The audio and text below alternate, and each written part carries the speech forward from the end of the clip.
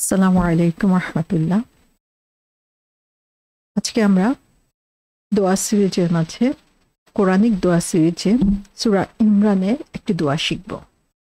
আজকে থেকে আমরা যে অংশটুকু শুরু করবো ইনশাআল্লাহ, এরপরে হচ্ছে চারটার মতো দোয়া রয়েছে, যে দোয়াগুলো হচ্ছে একটার পর একটা আয়াতে আল্লাহ সুবহানাহু ওয়া তাআলা আমাদেরকে শিখিয়েছেন সূরা আল ইমরানে, এবং এই আয়াতগুলোর স্পেশাল কিছু ফজিলত রয়েছে। রাসূল সাল্লাল্লাহু আলাইহি ইসলামের খুব পছন্দনীয় আয়াত ছিল এই আয়াতগুলো, এবং সে কারণে আমরা চেষ্টা করব এই দোয়াগুলো শেখার সাথে সাথে এই আয়াতগুলো শেখা এবং সেগুলো বোঝা এবং সেগুলোর উপরে রিফ্লেক্ট করার জন্য। কোরআন মজিদের এই সূরা আল ইমরানের এই শেষের অংশটুকুতেই রয়েছে সবচেয়ে বেশি দোয়া একসাথে, এবং সে কারণে আমরা যদি এই দোয়াগুলো শিখে ফেলতে পারি তাহলে আল্লাহ সুবহানাহু ওয়া তাআলা কোরআনের সাথে আমাদের অ্যাটাচমেন্ট যেমন বাড়বে, তেমনি ভাবে আল্লাহ আমাদেরকে এই দোয়াগুলোর মাধ্যমে যা শিখিয়েছেন সেভাবে আমরা আল্লাহর কাছে দোয়া করতে শিখবো ইনশাআল্লাহ। সূরা ইমরানের 191 নম্বর আয়াত, যেখানে আল্লাহ সুবহানাহু ওয়া তাআলা বলছেন, আল্লাযীনা ইয়াযকুরুনাল্লাহা কিয়ামান ওয়া কুউদান ওয়া আলা জুনুবিহিম ওয়া ইয়াতাফাক্কারুনা ফি খালকিস সামাওয়াতি ওয়াল আরদ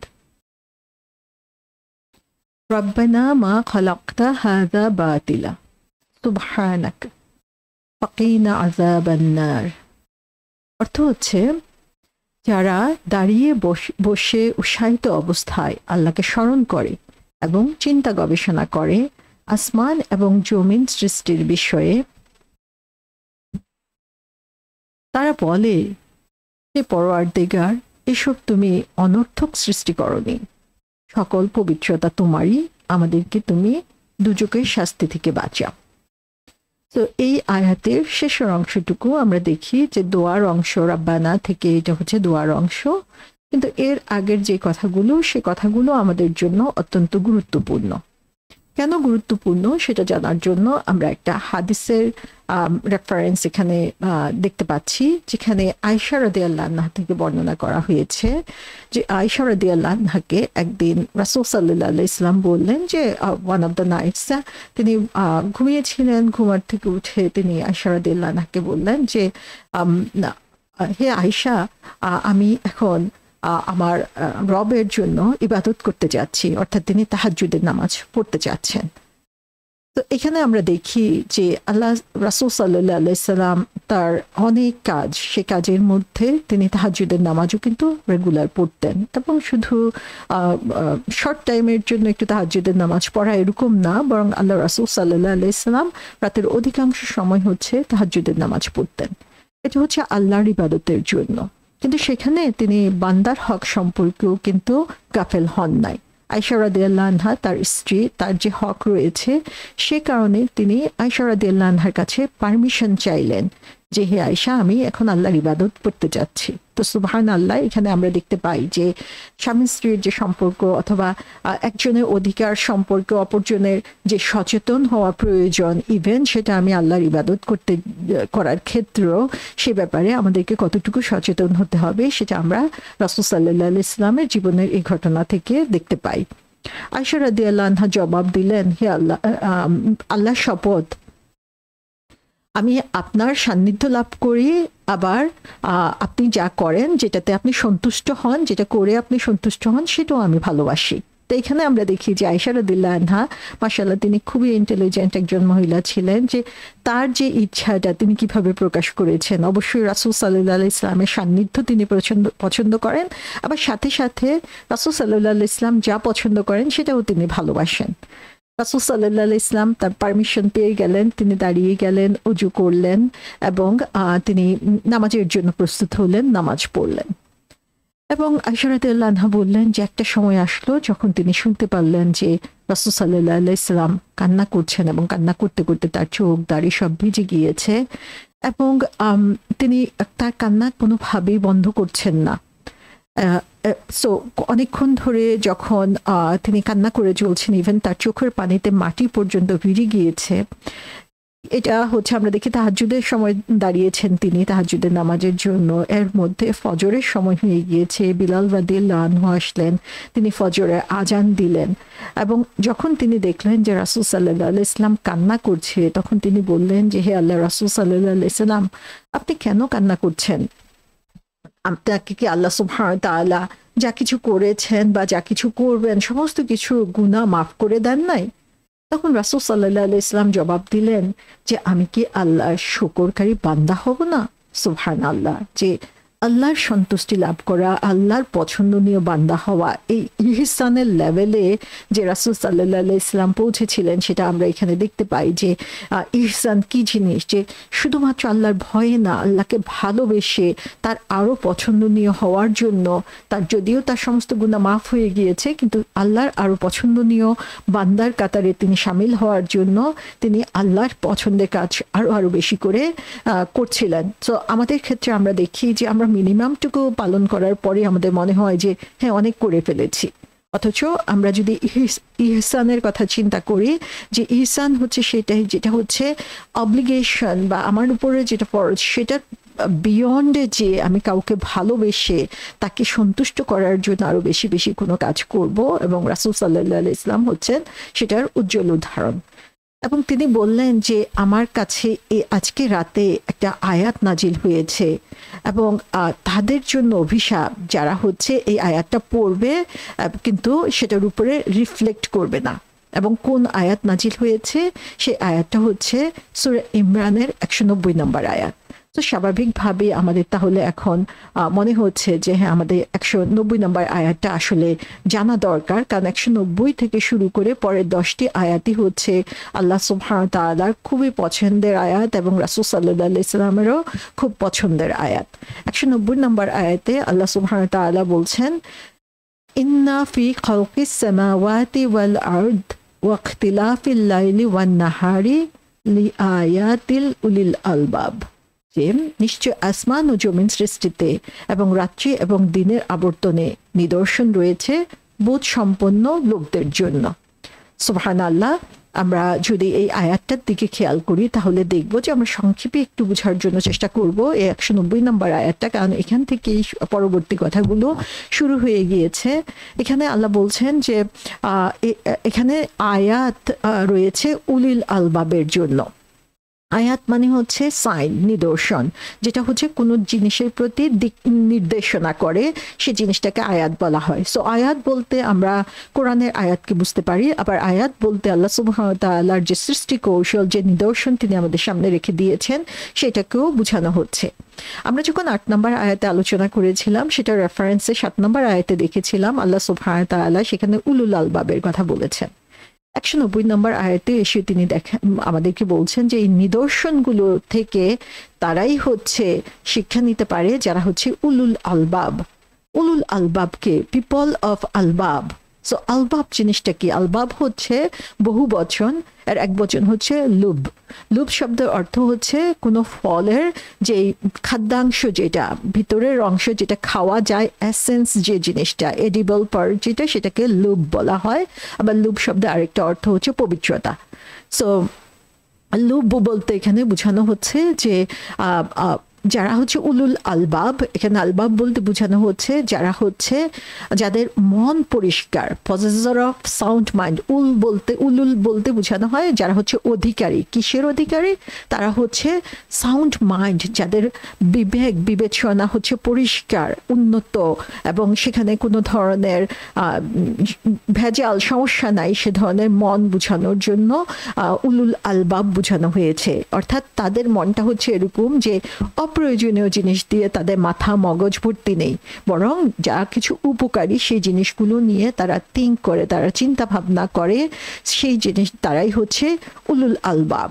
সো আল্লাহ সুবহানাহু ওয়া তাআলা বলছেন যে এই যে আকাশ এবং পৃথিবী সৃষ্টি করেছেন, দিন এবং রাত্রির মধ্যে যে পরিবর্তন হচ্ছে, এর মধ্যে নিদর্শন রয়েছে যারা হচ্ছে উলুল আলবাব।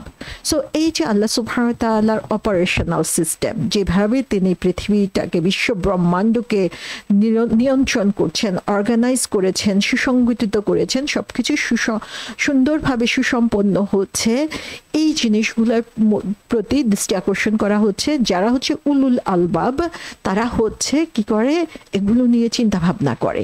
সো এই যে দিনের পরিবর্তন, রাতের পরিবর্তন, একটার পর একটা আসছে, সেখানে এই পরিবর্তনটাই হচ্ছে আমাদের জন্য বিশাল একটা চিন্তার বিষয়।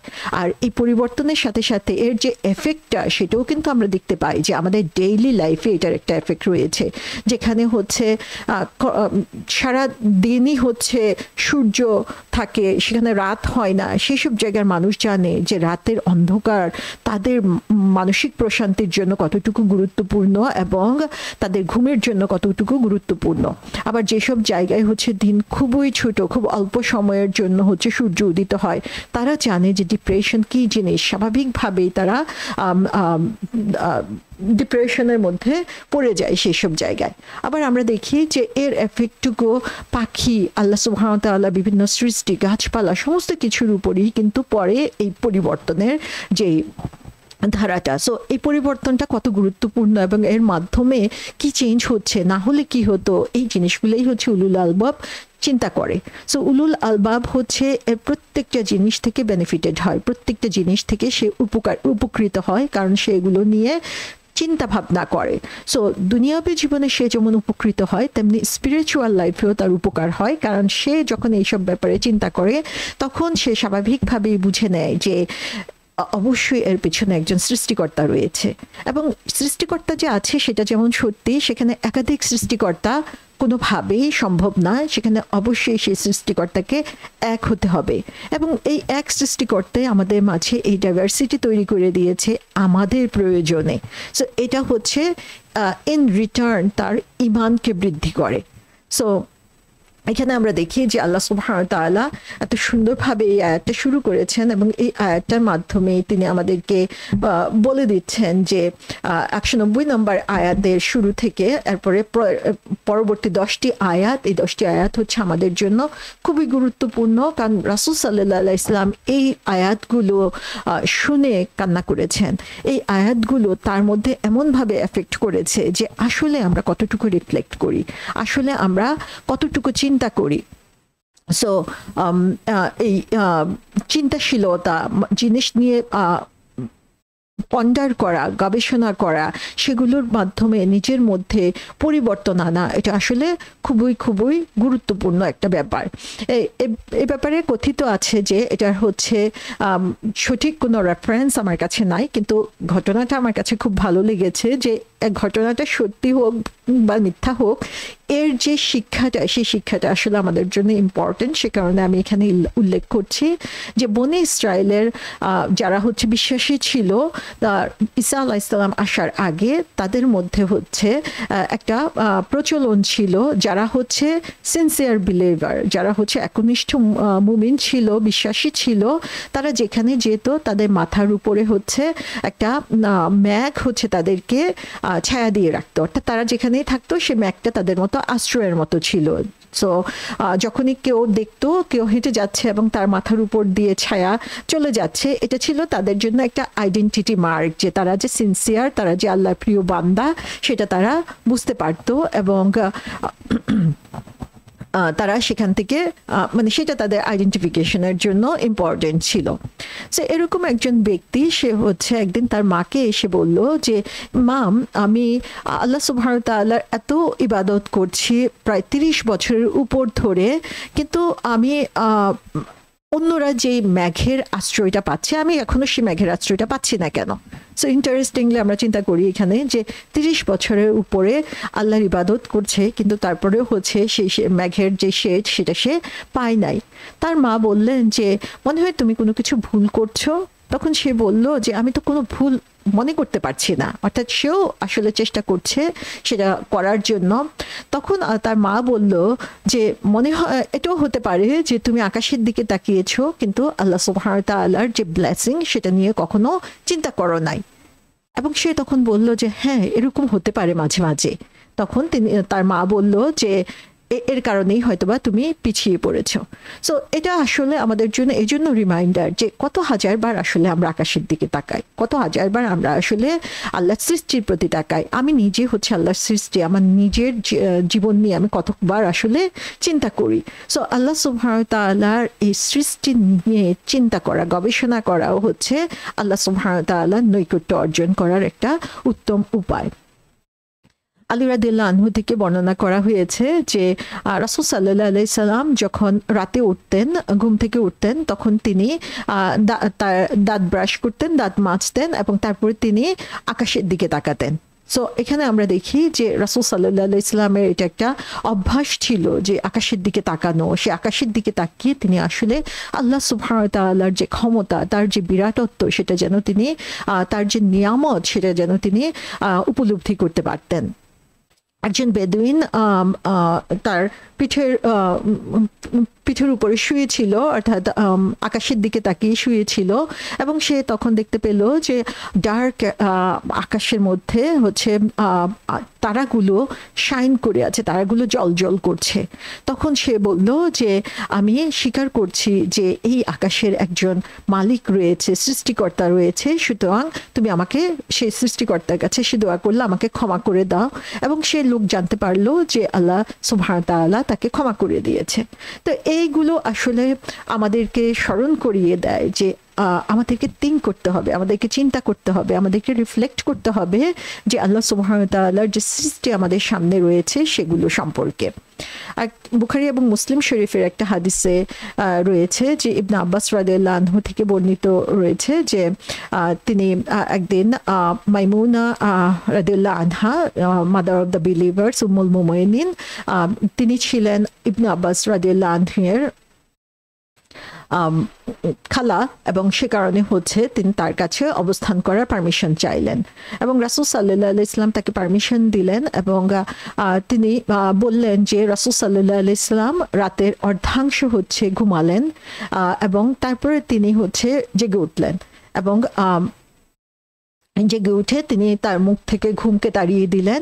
তারপরে তিনি শুনতে পেলেন যে রাসূল সাল্লাল্লাহু আলাইহি সাল্লাম সূরা আল ইমরানের শেষ যে 10 আয়াত রয়েছে সে 10 আয়াত তিনি তেলাওয়াত করছেন এবং তিনি উঠে গেলেন। তারপরে সেখানে যেয়ে তিনি বের হলেন, সেখান থেকে পানি নিয়ে তিনি ওযু করলেন এবং তারপরে তিনি নামাজের জন্য দাঁড়িয়ে গেলেন। তাহলে এখান থেকে আমরা দেখি যে কেউ যখন ঘুম থেকে উঠার পরে এই সূরা ইমরানের 10টি আয়াত তেলাওয়াত করা হচ্ছে সুন্নাহ।